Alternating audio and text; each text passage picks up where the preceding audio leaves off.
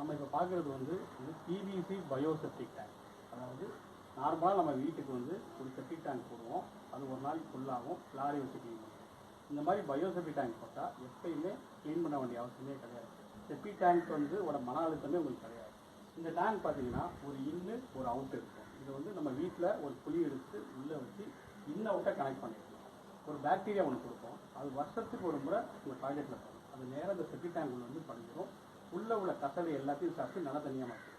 Tank விட்டு தண்ணி வெளியே வரும்போது பியூரிஃபைடு வாட்டராக வெளியே வரும். எந்த ஒரு கசடு ஃப்ளஷ் எதுவும் வெளியே வராது, ஸ்மெல்லு வராது, கொசு வராது, கருப்பாம்பூச்சி வராது.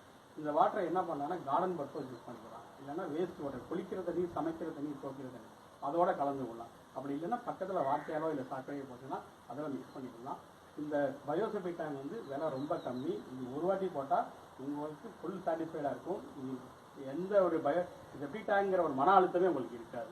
இது தமிழ்நாட்டிலேயே ரேட்டு ரொம்ப கம்மி. தேங்க்யூ.